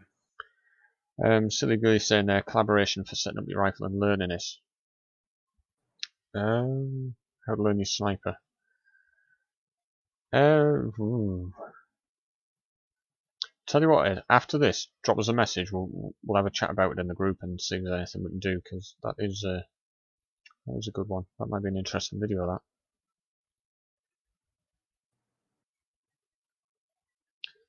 that. Philip Robinson, map reading, discipline and comms chatter. Comms chatter's a pain in the arse. You've got to get it right. You've got to keep it short and sweet, otherwise you just hold the radio for no reason. You've got to have a decent radio as well. Yeah. Radios. Don't forget to pay your license fee. Yeah, of course. All the time. Yeah. Give us a hand up if you've actually ever paid a license fee. Half a hand, yeah, sort of technically. Some sites do pay for a license fee for the site. I know Raw and Carlisle have got a license for the site for people to use a radio on there. I think it's the same for Stirling when they do Catrick events, or at least I hope it's the same when they do events at Catrick. Yeah, I know Optac, they'd got one for theirs, and the FOB, I'm almost positive they've got one as well. Yeah. But yeah, it's always fun reading. If you do want a radio, don't get anything branded. Get a Bearfang. I think they're about £20 on Amazon. But the advantage with those is you can program them into whatever you need them programmed into. The one I use for a lot of the games now is a Bearfang UV82. And the 82 is a dual channel. It's got 2 buttons, so you can listen to 2 channels at once, but you can communicate on 2 channels separately. So your PTT that you get has a top and a bottom button for channel 1 and 2. So what we use that for is to have our squad linked into one smaller net, and then the other channel on the other ear is part of the wider network, command network and things like that. So you get information from the top, and then you can pass it around your team below. For the price, it's a fantastic piece of kit. I have no idea how to use it. I have to go to events and get someone else to program it and push buttons for me. But I think there are courses on YouTube on how to do it properly. Yeah, I've got a UV5R, and I just spent 20 minutes watching a YouTube video, and it taught me how to do it. And when I get to a site now, I go, "What channel are you on?" I'm just on the standard Bearfang ones. Could you go on this? I could do. I just can't remember how to do it. And then you just hope. The UV5R then does that have preset channels, or is that a no? So no, you can set the channels on the UV5R. It's all right actually. It doesn't. You can set it onto 2 different channels, but you've got to switch between the 2. It doesn't have that auto. You're on both, as it were, which would be very helpful. And then I know there's a lot of Bearfangs out there, but I don't know of any others that are dual channel. I don't know of any other radios that are dual channel, to be honest, without going into really expensive military ones. But it was something that was recommended by a guy called Peter Simpson, who does a lot of milsim events with Stirling. He's one of the guys who came on our first Sniper Works event. He organised a lot of it, actually. That was his recommendation, to get a dual channel one, so you listen to everything. Yeah, I can see on a milsim that'd be really useful. Those YouTube channels are so complicated, and then the presenters are just bad. Yeah, you've got to find the right one. Yeah. They're not actually. You use this one and not me to present. They're not that. As I remember, I can't remember how to do it now, but they're not that difficult to program in. He says, but I managed it in an evening.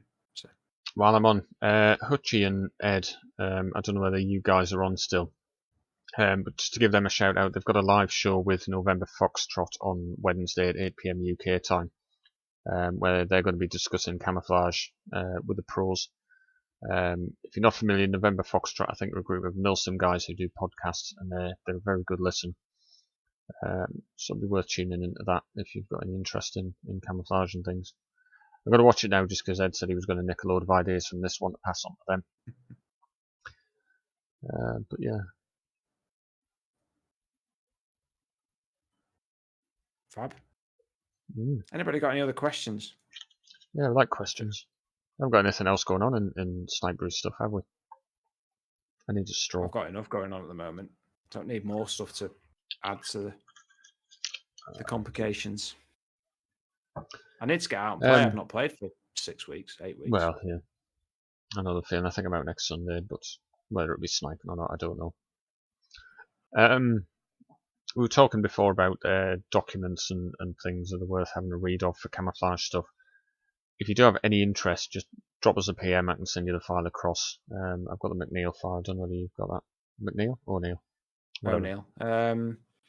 Don't yeah. know. I've got a load of stuff somewhere. If anyone wants any information on anything like that, just give us a shout. We'll get you involved in things. Yep.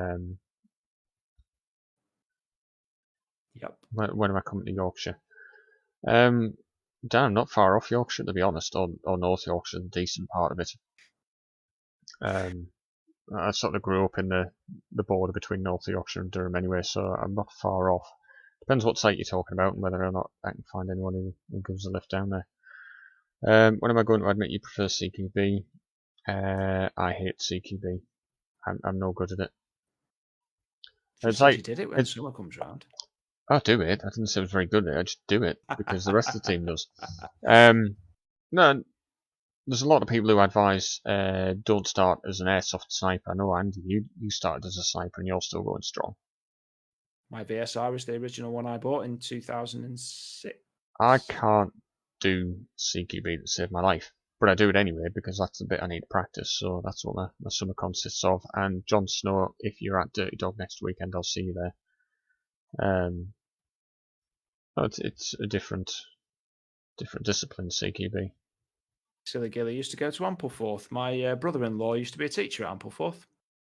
Small world. Your brother taught Silly Ghillie. And essentially. Look where he ended up. He could have actually, depending on when you were there, Ed. He could have been your PE teacher. I'm from Barnard Castle. We do site tests. Phil Robinson wants to know what we think of neoliberalism economic. My answer to that is 42.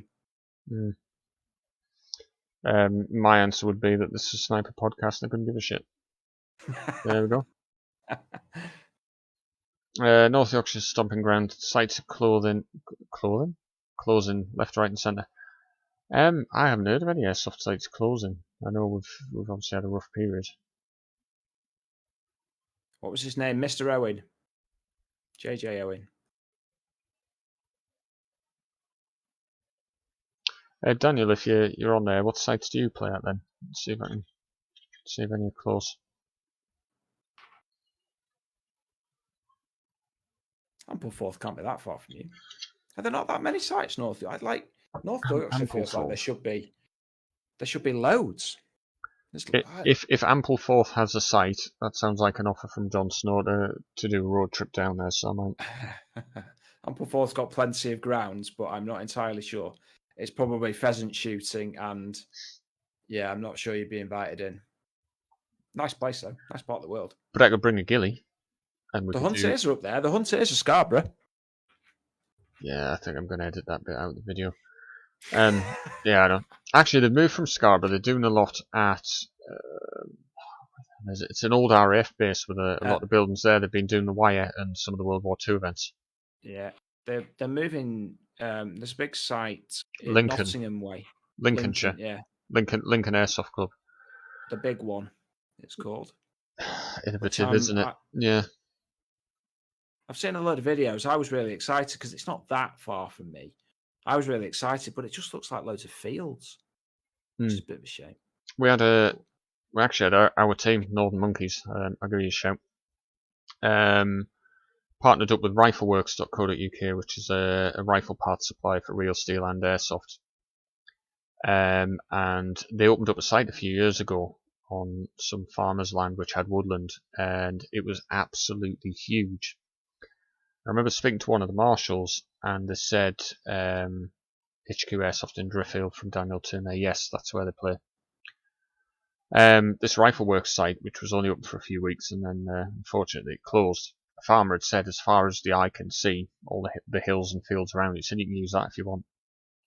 But there comes a point, I think, where a site gets too big that you're just not going to see anyone for days on end. especially for what we like doing with the sniper on sniper events. But yeah, when we had the Kingdom at OpTac, I shrunk the area down. For how many players did we have? 6, I want to say. We had 3 teams of 2. Yeah, 3 teams of 2. And I shrunk the area down, and it was the right thing. So they've got 250 airsoft acres. I think about 200 acres is about the maximum you want to have, otherwise you don't get any contact. As much as snipers, we enjoy the experience otherwise anyway. Camping and flanking around and things like that. We whittle it down to about 120 in the end, something like that. There we go. There's a comment from Aidan Elliott, who's call sign Bubba, who we've been talking about since the word go. Very fine sites. A shame it closed down.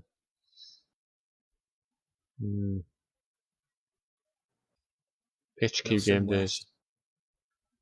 Milson West. Milson West looks fun. Yeah.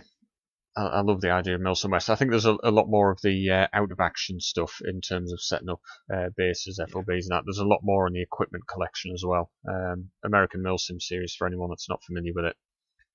If you're on YouTube and you've got nothing to do, it's well worth a look. It looks fantastic. There's some beer left in that.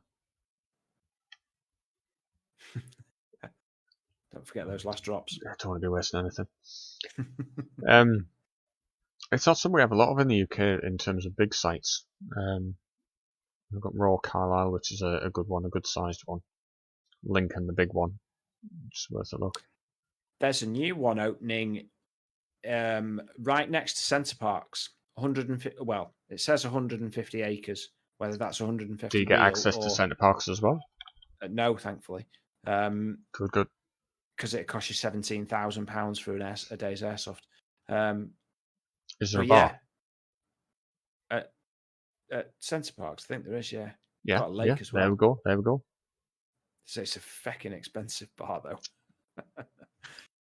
Anyway, 150 acre site right next to Centre Parks, and I had a look at it on the map day before, and it looks pretty cool. So the Ghillie mentioned in Imperium in Kent. I think we're getting a bit specific to UK sites now, but yeah, Imperium in Kent. I've seen pictures of that because it's got vehicles, it's got tanks and things. Don't know how that changes up the gameplay. I did go to Airsoft Edinburgh, which was Land Warriors site, which is just closed in Scotland, obviously, Edinburgh. They had a couple of APCs that were made for quite interesting game objectives.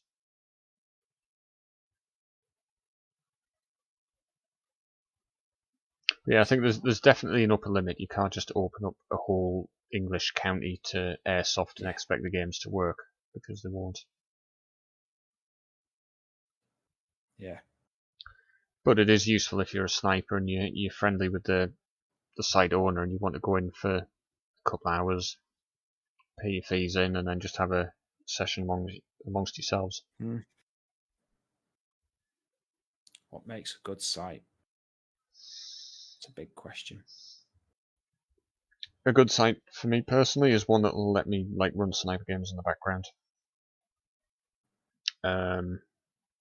Decent food, a toilet, decent food, free coffee, and a bar. Well, no, just something like that. Now, there's to go back to the Rifleworks site, which is sadly no longer with us. They had a policy that you went out the safe zone in the morning, and that was it until the end of the day. And I like that because you had to, when you talk weapon sets. I have one here. It's my South African vest. You had weapon sets where you had to carry food, you had to carry water, you had to carry spare ammo. You had to operate properly. What I don't like are these sites where you go out for half an hour, you come back to the safe zone, you're in the safe zone for 20 minutes, then you go back out for half an hour and then you're back in the safe zone again. It just gets a bit stop-start, but we spend all this money on the expensive rigs and everything, and you just never use half of it because there's no need, because you're not out for long enough. Yeah, I gave up playing sites like that. The fob is very good. You get the full morning, and they get you out as well. Their safety briefing doesn't take 3.5 hours. They get you out for a full morning. You come back about 12:30ish. Lunch is usually an hour, which is a bit like, I just want to get out now. So where's this site at? It's the one we played the first event at that you came to. West Mids. Was it West Mids? Yeah, West Mids, the FOB. It's changed names. You get. So it's West Midlands, the FOB. I just call it the FOB. Right. Yeah. That's because they've got a couple of sites. They've got like a CQB and so on and so forth. But yeah, get out full morning, and then the afternoon you tend to do the same game, but you do it in reverse. So I tell you what makes a difference. The site that I play at, Dirty Dog, for anyone who's travelling, it's a fantastic site to go to. It's got everything. But the games you'll have a game where you attack a position, and one's attacking, one's defending, and after that game you swap places. And I think what you find then is that you kind of know what's coming. You know where the other team hid, you know where the stuff is, etc. One of the better ones I've been to is Airsoft Edinburgh, where we went up there, played a game, finished it, and you expect it to get turned round. It didn't. It was a completely different game. So you've got nothing going through your head in terms of, right, they defended this position, they attacked that position, or whatever. It's fresh every time. But I appreciate that's a bit difficult when you sort of run out of game ideas for the regulars. Yeah. That's another thing. Like there's some people who go to the same site every single week, 52 weeks of the year. Does it not get a bit boring and repetitive? I don't get out to play very much because I work a lot, but yeah. Yeah, we're quite lucky where I am. We've got quite a lot of good woodland sites, really quite close. Within an hour and a half, either. Well, they can tend to be east or west. Not so much north, a couple south, but east to west. We've got quite a lot of good woodland sites.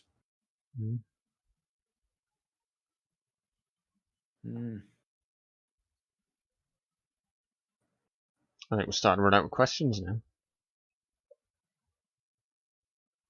Any more for any more?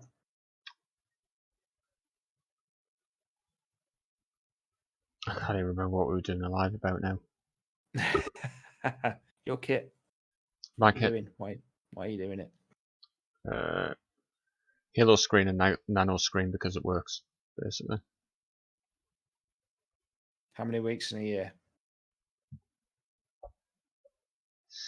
Some. How many weeks in a year? I don't know, I'm trying to work out how many computer screens I've got in front of me at the minute.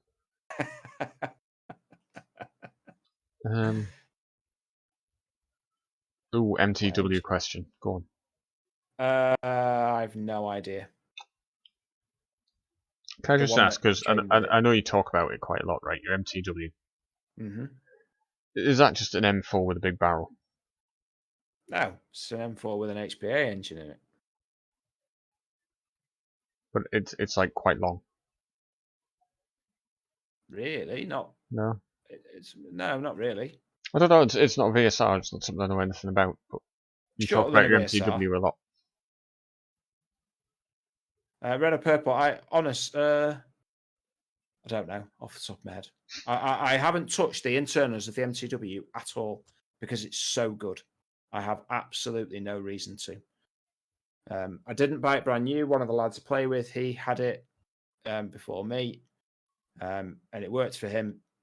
And I just put a suppressor on it, and off we go. I have absolutely no need to put a new buck in, a new hop arm, a new barrel, nothing. It's just going to stay as it is for the rest of the time until it breaks, and then I'll replace whatever needs replacing. And would you prefer it to VSR?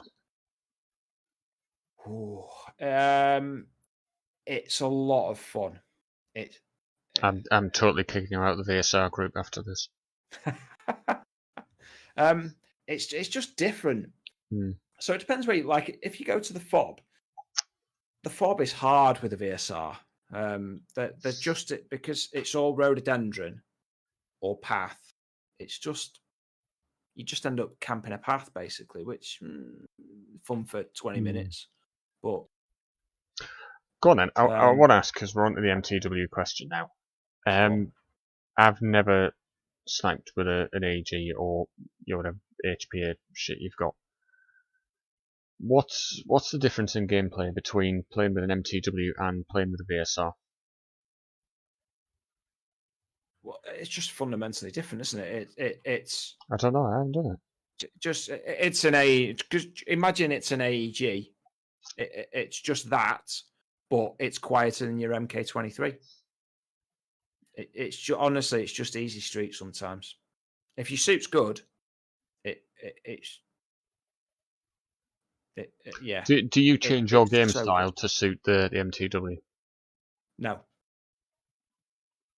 You just play it as a sniper rifle. I'm coming off camera. Yeah. So absolutely 100%. My gameplay, I'm not going to say wouldn't change at all. It definitely would. You know, you go from a single round to 100 rounds a second if you want. I mean, I don't have mine set that. But do you find where if you had a VSR, you might hold off on the trigger, you might not take the shot because you've only got one? With an MTW, does it encourage you to be more trigger happy and take more risks? It does, but what I used to find, because I played at the FOB quite a lot, and because the FOB is so close up, like where you were there, it's all MK23. It was for you, mine was broken, but yeah.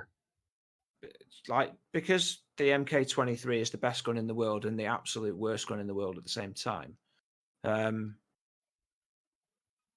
it just kind of makes sense to play with. So mine is always on semi. I never use full auto ever. So I kind of sit in that probably 0 to 40, 45 meters. That's probably where I sit with it, more to the up close. And what I try to do is, so because it's quite specific to the FOB, this example, but because the FOB is rhododendron, massive rhododendron bush, it's a huge pain in the arse to get through, or path. So path of least resistance, everybody goes down the path. So you just get these massive choke points dotted around the site. So because I don't care about going through the middle of a rhododendron bush, I get places that other people don't get, but that means I get close. Yeah. So it's like close range sniping, almost.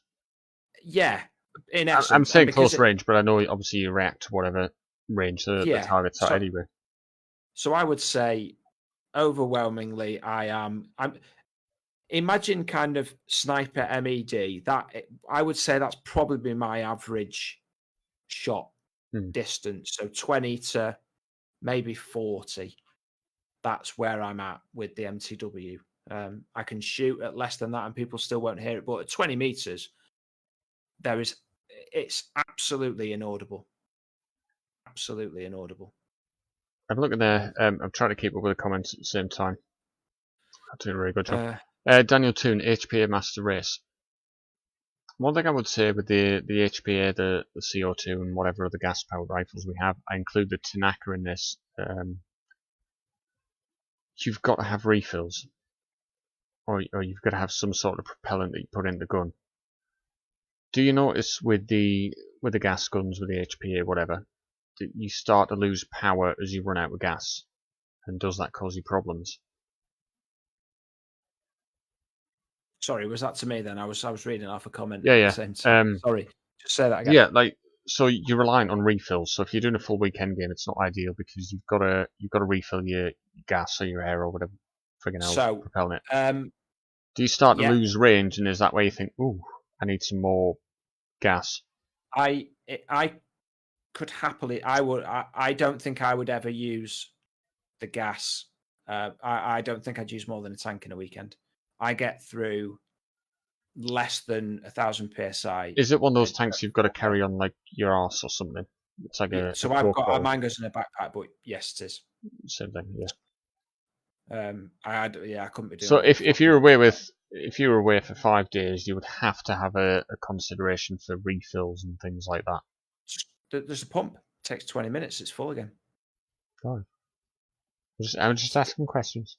Yeah. No, it's honest. I mean, people will go, "Oh, you'll force water into it." Well, so that's what put me off things like the Tanaka was that you hear people you've got to refill the gas, and you start hearing that shots are dropping off and they're coming short because they run out of propellant, and then you've got to refill it. It's just an extra thing to carry, an extra thing to worry about versus a spring-powered weapon, which will work in all conditions anyway.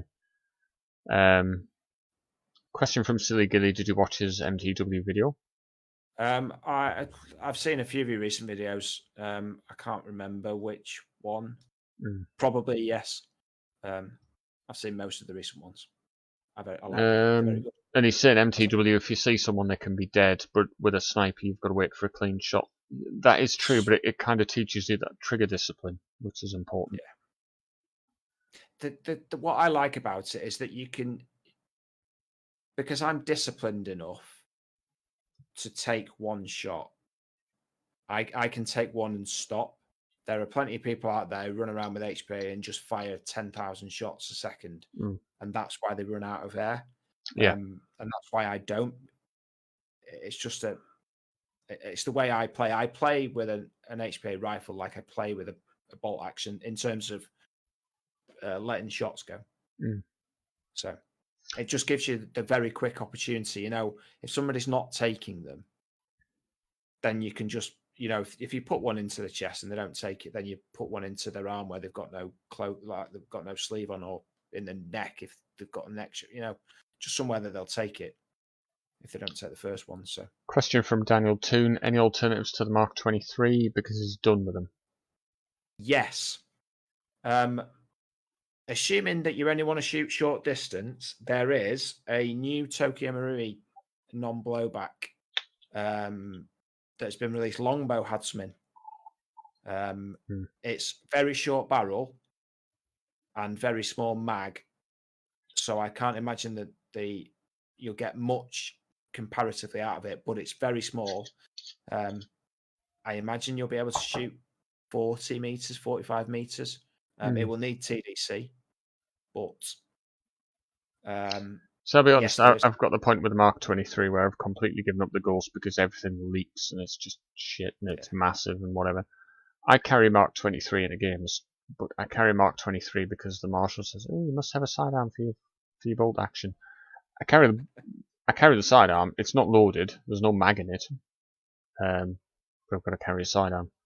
If anyone gets within 20 meters, I just accept that I've fucked up and I have to go back to the start, and I'll take the hit and I'll walk out whether they've fired the shot or not. But that's sniper discipline. But yeah, I do like that new Marie non-blowback. It's a little thing, isn't it? Quite a small pistol. I think it looks cool. For what I like, I don't use my Mark 23. I know it will shoot miles, but I don't shoot miles with it. So as long as it does to say 30. That's a very good point about the Mark 23 as well, because there's some people who try to use it as a sniper rifle with 60, 70 meters range. It doesn't need to, because it needs to cover your 0 to 20 meters, your MED range, and that's it. I know some guys. I know Hunterian used to carry beat the Spetsnaz, the little AKs, fully auto AEG as a backup. That's too much weight for my liking. The same with shotguns as well. It's quite a big thing to carry. It just needs to be something for inside that MED, really, and nothing more. I do like the ASG Ruger Mark 1. I've got a friend who uses that. Bubba, if you're still on. Non-blowback? Yeah, non-blowback. They cost about 30 quid if you shop around. The magazines are about 7 quid. So if you break the magazine, just buy another one for less than what it would cost to fix your Mark 23 mag. Are the mags, are they like MK23, as in you put the gas in the mag, or are they CO2 bulbs? Gas in the mag. I think there is an issue that they're a little bit hot. You've got to get some kind of nozzle that reduces the amount of air or gas that passes through. But they're very small, they're very compact, easy to carry. I don't know whether we've got a lot of alternatives. A lot of people jumping on the new Mark 1 Ruger. I forget what that's called now. ASG one. The AAP. Darren's just, I'm meh about them. It doesn't need to do a lot. You just need to fling a BB a short range, and that's it. I have a teammate that actually went on Taiwan Gun, and he got a plastic M9 for 14 quid. It's non-blowback, it's plastic, but the magazines are £2 each. And it works. It's never not worked. And through the winter, while people have got these fantastic sort of Tokyo Marie gas pistols, this, that, and the other, all the bells and whistles that have problems in the winter, it's just worked. And it was annoying. It was just some cheap, unbranded plastic crap. But it worked. Yeah. And what more can you ask for? Yeah. Sometimes you'll get a lemon, and sometimes you'll get something that for it's the first one off the line, and the mill's good, or yeah.